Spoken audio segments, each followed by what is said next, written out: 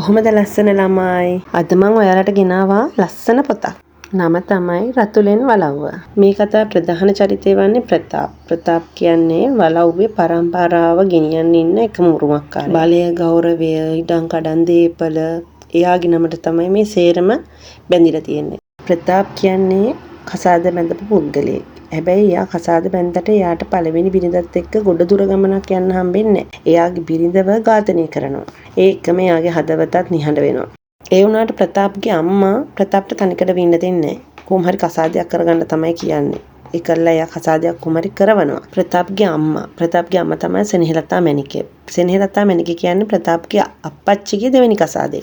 සෙනෙහලතා මැණිකේ ගත්තොත් ප්‍රතාප්ට බාහිරින් ආදරේ වගේ පෙන්නුවට ඇතුලෙන් මහ කපටි කෛරාටික ගෑණියක්. සෙනෙහලතා මැණිකේගේ අරමුණ තමයි තමන්ගේ ලේ වලින් හැදිච්ච දරුවන්ට මේ දේපල ටික කොහොම හරි ලියව ගන්න. ඒ වුණාට ප්‍රතාප් හිතාගෙන ඉන්නේ මේ මගේ මුළු ලෝකෙම අම්මා කියලා. ඒ වුණාට අම්මා කියන්නේ මහා නපුරු චරිතයක්. මට නම් තරහ වගේ මේ කතාව කියගෙන යද්දි. ඔයාලා හිතනවා ඇතිනේ කොහොමද ප්‍රතාප්ගේ අප්පච්චි කියලා. අප්පච්චිත් මිය ගියා. මිය ගියේ ලොකු හේතුවක් හින්දා. ඒක ඉතින් ඔයාලා මේ පොත කියවලා හොයාගන්න. කොහොම හරි කළා ප්‍රතාප්ගේ අම්මා ප්‍රතාප්ට ආයෙ කසාදයක් කරවනවා. ඒ විවාහය ගැන ළමය තමයි මේදා. මේදා කියන්නේ අනාථ නිවාසයක හැදුණු ආදරයේ පිළිගැනීම බලාපොරොත්තු වෙන නිහතමානී හදවතක්. මේදට මේ වලව්ව කියන්නේ තව ජීවිතයක්.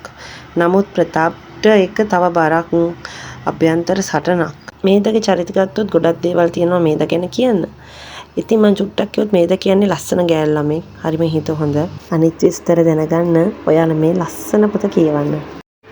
ප්‍රතාපුයි මේදයි කසාද බැඳලා හනිමුන් එකට ගියහම පස්සේ ඒ හෝටලේදී තමයි මේදට ඔය අමනුෂ්‍ය දෝෂ බලපෑම් එන්නේ. කියන්නේ මේ මොනවාද අద్භූත බලපෑම් එන්නේ එතකොට තමයි. ඒ එක පිරිමි කටහඬවල අමුතු විදියට මේදට කතා කරනවා. ඉතින් මේදා හිතන්නේ මේදට මේ මානසික ගැටලුවක් මට මේ මගේ මම්ම මවාගත්ත දෙයක් කියලා මේදා හිතනවා. ඉතින් ප්‍රතාප් කතා කරන්නේ නැහැ. ප්‍රතාප්ට කියන්න මට මෙහෙම දේවල් සිද්ධ වෙනවා කියලා. ඉතින් මේදා මේවා තියාට තියාගෙන ඉන්නවා. ඉතින් ගොඩක් අගරතැබ්බ වෙනවා. ඒවා දැනගන්න ඔයාලා මේ පොත කියවන්න. දෙන්නම වලව්වට එනවා. ඉතින් වලව්වට ආවන් පස්සේ මේදට ඉතුරු අගරතැබ්බ ටික වෙන්නේ.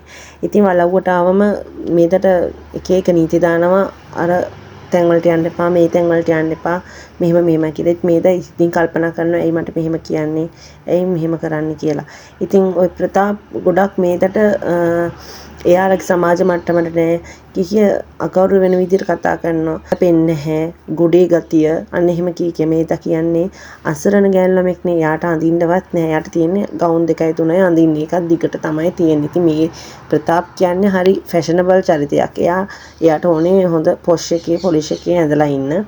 ඉතින් ඒ වගේ දේවලුත් සිද්ධ වෙනවා. කොහොම හරි දෙන්න ජීවිතේ ගලාගෙන ওই විදිහට යනවා. යන්නේ නිකන් නෙමේ ගොඩාක් කරදර සිදුවීම් සිද්ධ වෙනවා මේ වලව්වේ ඇතුලේ. ඉතින් වලව්වේ ඇතුලේ හරි গুপ্তයි. හැංගිච්ච දේවල් ගොඩක් තියෙනවා. මම මේ හැංගිච්ච දේවල් ඔයාලට කිසි දෙයක් කියන්නේ නැතුව මේ ස්ලෝ එකේ තමයි මේක මම ඔයාලට කීවේ.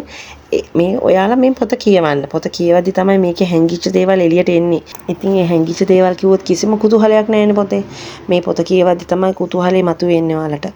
මට හිතෙන විදිහට නම් රතුලෙන් වලව්ව කියන්නේ සල්ලි බලය නිසා මිනිසුන්ගේ හදවත් වෙනස් වෙන විදිය. පවුලේ තුල ගැටුම්, ඒ වගේම රහස් දේවල්, අභිරහස් දේවල්, කුතුහලය, গুপ্ত දේවල්, හැඟීම්බර දේවල් ඔක්කොම සම්මිශ්‍රණය වෙලා හැදිච්ච ලස්සන කතාවක්. නිශිගේ ලේඛන ශෛලිය මට හිතෙන විදිහට ගත්තොත් දුක, ආදරය, අභ්‍යන්තර වේදනා ඉතින් ඉතාමත් හැඟීම්බර විදිහට ලියලා තියෙනවා. ඒ කියන්නේ කියවන අපිට චරිතයත් සමග සම්බන්ධ වෙලා ලස්සනට කතාව කියවන්න පුළුවන්. ඔයාලා තවම රතුලෙන් වලව්ව කියවලා නැත්නම් කියවන්න. හරිම ලස්සන පොතක්. එහෙනම් අදට මම ගිහින් එන්නම්.